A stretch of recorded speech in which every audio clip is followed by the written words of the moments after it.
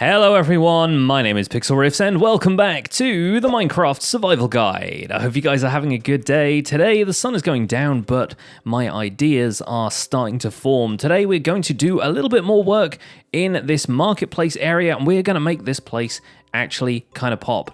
We're going to have this little row of market stalls built out. We're probably going to start a little bit on the other shops in here as well, but I really want to get the city center worked on a little bit. We've had a lot of action in the last few episodes. We've had the Wither and the Guardian farm and everything like that. I feel like today we need to get back to our building game. So let's do some of that. We're going to need a few different resources for around here. I want to pick out some different wood types to maybe set these market stalls apart because the foundations of these are mostly going to be wood. So we're probably going to be working with oak instead of the dark oak we've got here. Maybe even mix in a bit of jungle wood, maybe something a little bit more exotic like that. We need a different wool type for each of the canopies for these market stalls, but I'm going to put together one fairly basic example starting with this one here, I think, so that we can kind of have a baseline to work from so that we can figure out a design for the market stalls that we can just kind of repeat and then iterate on. We can kind of come up with more variations for it as we go. So I'm going to go and grab some resources and let's get right to it. Now you'll find market stalls popping up in all kinds of people's Minecraft towns, and that is because they're relatively easy to make. All you need to do is set up a kind of squarish stall like the one we're about to assemble here, probably put some sort of counter at the front here, and then usually you'll have posts on all four corners, maybe with fences atop those, and that's where you can start to raise up the fences to have a canopy over the top. And you'll need some wool for the canopy, but that's always pretty easy to acquire in the early game.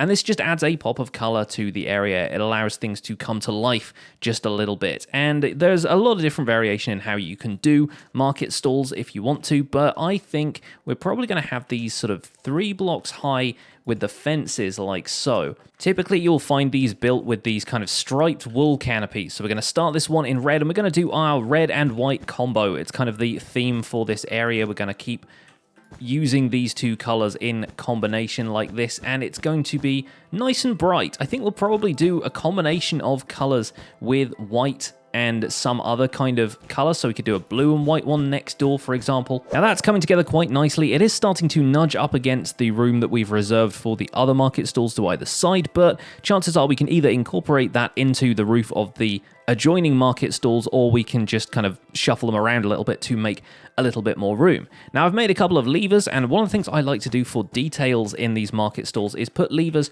on the corners like that and have them kind of facing in. And this was a little bit better to do when they didn't have the redstone particles, but maybe if we place it that way around, there we go. So it kind of looks like there are ropes coming through here, and these are fastenings of some kind. The lever actually rests against that block like that, and if you place it a certain way around, then you don't have to worry about the redstone particles showing. So we'll build a few of those, craft a few of those, and put them at each of the corners to look like they are kind of supporting the fences here, so they're kind of like all strapped in with that. Another thing I like to do, considering we have spruce fences down there, is add these spruce buttons into the top here to make it look like the pole sort of juts through the top of the canopy over the top of this, the awning of the market stall, and I like that a lot. It is starting to intrude on the space of this little spot up here as well, so maybe we'll add in some more stone slabs here and there to kind of separate this area, the walkway, out from the roofs of these stalls, because we wouldn't want people just kind of jumping up on here. And although maybe they could make their escape through the city that way if they just robbed one of the shops up here or something like that. Now inside the stall, of course, the shopkeeper would want to keep his stall separate from the ones next door, so we can add in a similar kind of counter around the outside here, and at the back here maybe we could have some of his wares. So we'll have at least a crafting table back here as though to represent a crate of some kind, or maybe the guy is crafting stuff. We could add in a couple of chests and that kind of stuff around here at the back, and we could even move a villager into this space if we want to in the fullness of time and kind of populate it with a villager. Of course that does rely on us making it zombie proof just in case zombies come out at night, although with this area a little bit better lit up that wouldn't be as much of a problem. I might even put some trapdoors around the outside of this as well. They're not really attached to the fence, but they look like they could be dangling down from the canopy a little bit, and it just helps to add that little bit of extra dimension to this. Speaking of zombie threats, though, the fact that this is no longer exposed to the sky means that it's not going to be getting sky light as much, and we will need to light it up in terms of block light in here. So for the time being, I'm probably just going to put a torch here at the back, and that will allow it to be lit up a little bit. But we might think about lighting. We might end up putting a light underneath this slab down here, although that might be blocked by the slab above it. But we might want to put one of our piston lights in there so that we can take advantage of the piston transparency like we have done over here, because as you can see, the one that I installed in the episode about hidden lighting is still down there. But that's already adding so much life to this, and this is a really basic design for a market stall as well. This is the kind of thing that you will see popping up all over the place. I reckon we can add a little bit more character to this as we go, so let's grab a few blocks that are a little bit more detailed. Bookshelves. All right, now we're talking. Now it looks like this guy has something to sell, because he's got some bookshelves at the back here, meaning that there are colorful things back here that, you know, they don't necessarily have to be books in the context of this market stall. They could be other things just stashed away on the shelves. Maybe this guy could sell potions or something like that, in which case we could maybe have a brewing stand or two around here as well. That sounds like a good idea. He could be selling soft drinks. This could be like a refreshment stand out here in the city, especially if people are toiling away in the ravine over there under the hot sun. They could probably be in need of a refreshment or two. So in that case, why don't we add maybe a sea pickle and a flower pot on the top here as mugs, because that could look like a little glass of some kind. It could be a tall glass of green juice, and this could be, I don't know, some kind of like more root beer style liquid or something like that. We could throw things in there like that. We could also, if we've got the crafting table over here, craft up a couple of item frames and put potions in those to make it look like he's got a few crates full of stuff stashed around here. I might even add in a central pole kind of supporting this entire thing and making it feel like the canopy is supported in the middle there instead of having it sag down at all. Perhaps we'll even throw a cobblestone wall down there to make that look a little bit more supported. There we go. And that's already added a little bit more dimension to this place, made it feel, I don't know, a little bit more 3D, I guess, because you're going to be able to walk around this central pole here if you're like manning the bar, I guess. Yeah, not bad, not bad. I quite like that. My inventory's getting a little bit full, so I'm going to grab one of my spare shulker boxes from in here and put in some of the stuff we're building with, because I will probably come back to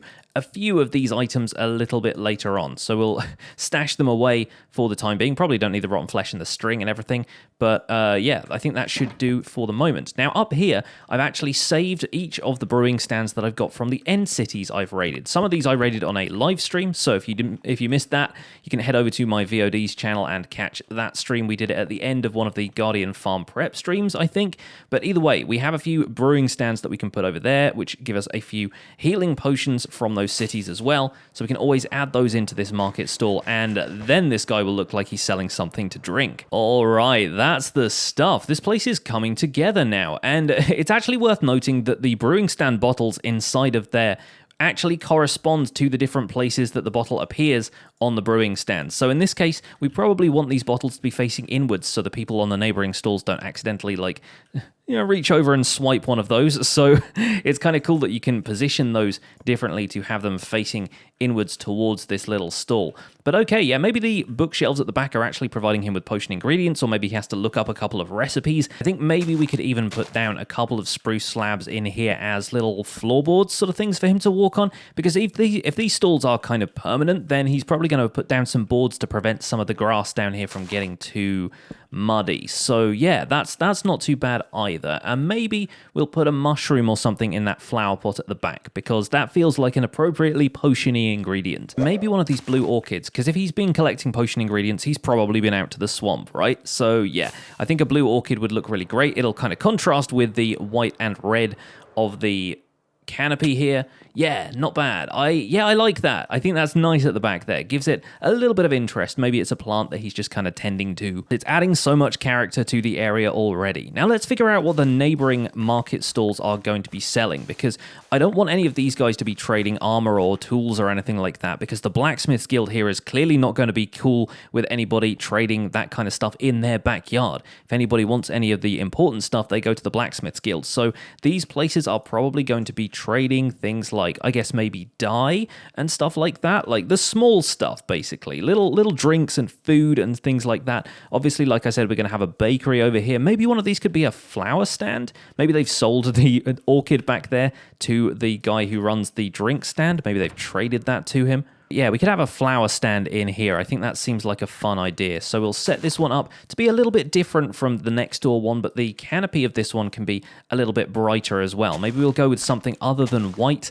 this time, and we'll break down some of these jungle logs and use jungle fences instead of spruce fences, so the whole thing can feel a little bit more cohesive that way. I'll break out some of this other spruce wood to make more sticks, and we should be able to make ourselves a whole bunch of jungle fences. Maybe for them we can go with a kind of light blue and yellow theme. I think that'll be good, and I've just made some wool out of spider string instead of worrying about dyeing the sheep, even though dyeing the sheep is probably going to be a good idea in the long run. We don't need a huge amount of this stuff right now, so I'm not going to waste the dye right away. Let's have blue. Yeah, let's have blue and yellow. Blue and yellow should go quite well together on top of this. So let's have the yellow one start and then the blue one take over for that second stripe down the middle. There we go. They're getting a little bit pushy. They're kind of jostling for space a little bit there, but I like that. We can probably put up some shelves of some kind, maybe using spruce trapdoors back here, and then we can sit the flower pots on those, and they're going to have lots of flowers available on display.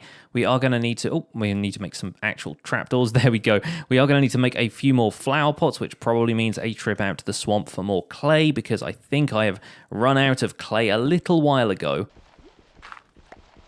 Plenty of clay out there in the swamp, though, and we're not collecting enough right now that we need to trouble our new blacksmith super smelter to smelt some of this for us, and I've only got my silk touch shovel on me right now, so I would actually need to go out there with a different shovel if I wanted to grab more of that, because the silk touch shovel just harvests it as clay blocks. But I don't think I had any other bricks anywhere stashed in here. I think the only ones I have are already made up into brick blocks. But in the meantime, let's grab a few flowers. We can obviously grab some oxeye daisies and stuff. The too high flowers won't fit in pots, so we can probably leave those out of the equation for the minute and just grab a few other things. Maybe some cacti, maybe even saplings as well, because they look quite nice as little bonsai trees. And now we can fill this entire stall up with flower pots. Oh, this place is going to look great. Now let's see, we can put a couple of saplings here at the front. They're not going to be like the prettiest things to put on display, but we'll put them around here.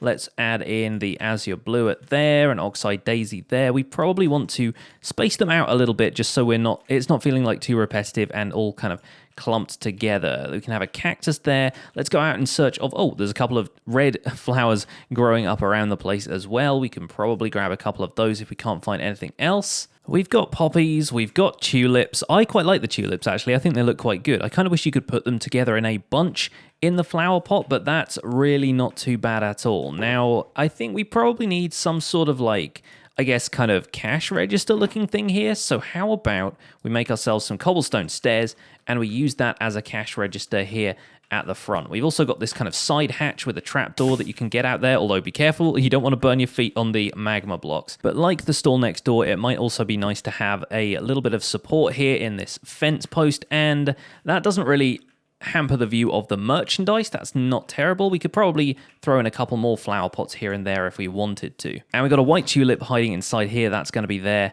at the front. Nice, not too bad, not too shabby. We could even put some of the too high flowers just placed around in here in the spaces where there are grass blocks, because they'll grow there quite nicely. But those two market stalls are looking pretty good. There we go, a few more tweaks and touches, a couple of item frames here and there. I've actually squeezed in a rose bush there at the back and moved that tulip forward a little bit, and we've got a peony on the cash register here in case you didn't know this was a florist already.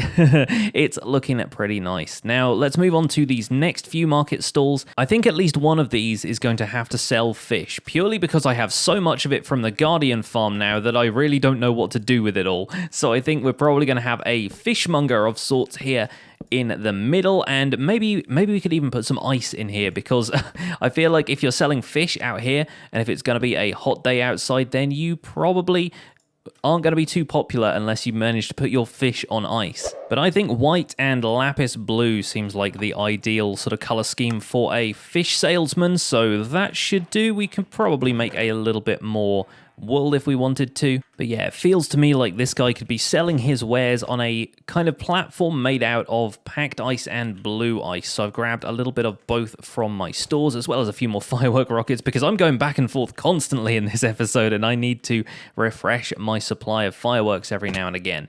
Now we'll probably drop that down back here, and that merges quite nicely with the stall next door, so that's not too bad, is it? Now let's say this guy has his counter at the back here with some blue ice and packed ice. Whoa, there we go. Let's put that out in the open. The best thing about this is we can put light sources around this and it's not going to melt, so that shouldn't be too much of a problem if we want to light this area up. In fact, I'll probably pop a torch down there to begin with. But the fish are going to end up being in item frames, which isn't going to look all that great, but you know, the other thing we can do is just have some fish tossed around like this, and they're eventually going to despawn, so it's not going to look all that great either way, but I think we can make it work. We could probably have a couple of chests down here. Let's make a couple of those out of spruce wood, and we could even fill the chest partway with ice to complete the illusion. If you were to look in the chest, you would see a bunch of fish just resting down here on ice. So how about that? We'll put these cod in there. I mean, these are all cooked, so it's not going to make much of a difference anyway, but the fact that we've got the ice kind of piled up in here like that, yeah, kind of gives the impression that there's fish being kept in here, preserved a little bit. And if we put an item frame down flat on the floor like so, then yeah, maybe we could have the occasional fish just kind of resting on there like that. A variety of fish would look good here too, so we could add in some salmon and stuff around, maybe even lay a couple of them out as though they are drying to make kind of a jerky sort of thing. Perhaps we could do something like that. I tell you what would make a good drying rack, actually. If we put some trapdoors kind of on the outside of the stall, like that, we could attach item frames to the sides here, and that'd double up as a nice little display. It would also kind of create a partition so that if this guy wasn't too popular with his neighbors, then he could just ignore them. Let's pop that like that. Yeah, perfect. That looks good. I'll need a couple more item frames. I keep having to go back and get some leather, but thankfully I brought enough with me this time. Yeah, there we go. That's not too bad. That's not too shabby. I'm wondering if we can get like, yeah, a nice sort of seaside looking painting there. Wouldn't be too bad either. And I've got another item frame stashed in here so that we could maybe have an empty space on the drying rack, or maybe even put one of the fish out on the counter for people to sample if they dare. Maybe something like that. There isn't a huge amount else we could put around here to my reckoning, but I don't know, we'll think of a couple of other ideas. We could think of something. Maybe if we put some iron bars back here, we could sort of imply that he's got like nets hung up around it. Is that something? I mean, it's not nothing. I think that could actually look pretty good. Yeah, I don't think if there's quite enough room to get the net idea across with those iron bars, but it looks better than nothing. I was thinking about doing that with cobwebs, but then it would just look like cobwebs to me, and nobody really wants to go to a cobwebby fish stall, do they? It looks like the place hasn't been touched in years. I think maybe if we fit a couple more paintings around the outside here, because I quite like that painting at the back. I want to do more stuff like that. And then maybe, yeah, if we throw in a couple more of those here and there, it does at least add a little bit of colour and a little bit of life to the place. And maybe these are pictures that the fisherman has taken while he's been off on his travels or something like that. I don't know. We can come up with some kind of lore excuse for it, or we can just move on. Colour scheme for the last one, I'm thinking purple and grey, just to change things up a bit and to inject something in here that we don't have already, which is that really nice kind of dark purple color. And I think we'll start that here. Yeah, that's not too bad. This one's going to be kind of a corner stall just because of the path traveling around here, but that's going to even things out quite nicely, I reckon. In fact, I might even have this one come down a block shorter than the others, because that will kind of, it'll give it a slightly different vibe to these, and it'll allow us to kind of fit the canopy of the shop underneath here. So yeah, is that going to feel too low if we have blocks there at the front? Maybe. We could do something with carpets, because carpets can be placed on top of string, and we don't have like wool slabs or anything like that, but we have wool things that aren't a full block. You know what? Yeah, I'll allow it. I think it looks pretty good. I think it's nice to have a shorter one on the corner here. It kind of means that it's not super high when you come out through here, and it's going to be selling books, this one, actually, because I broke a bookshelf earlier without using Silk Touch, and I just had a bunch of books in my inventory. So I thought, hey, why not? Bookstalls are a thing that happen out in the world, so why not have this particular stall selling a few books to the people. Got to buy a literature as you're wandering through the city streets. Get a bit of culture on your way past. I quite like that. And I quite like this little row of market stalls in general. I think that turned out pretty well. We've got a nice variety of stuff going on here. It feels like the place is alive. We're cramming tons of detail into tiny spaces just by using little tricks like the item frames being everywhere, kind of trapdoors and flower pots and all of these like sub-block details. That's really the key to building stuff like this and making the place feel a little bit more alive, is to stop working on the level of big blocks and start thinking about the items and entities and different kind of things that you can place in the game that are smaller than the area of a block and that really are going to make the place feel a lot more detailed and alive. Well, this has been a bit of a different episode. I keep saying that every time I say that these are different episodes. Of course they are. I'm trying to cover a whole range of topics here. So I hope you guys have enjoyed a little bit more of a detail building focused episode. That was kind of the goal with this. And I feel like I've rushed through it a little bit, but I feel like we have learned something along the way. I hope you guys have. And if you did, don't forget to leave a like on the episode if you enjoyed it. Subscribe if you want to see more, and I will see you guys soon. Take care. Bye for now.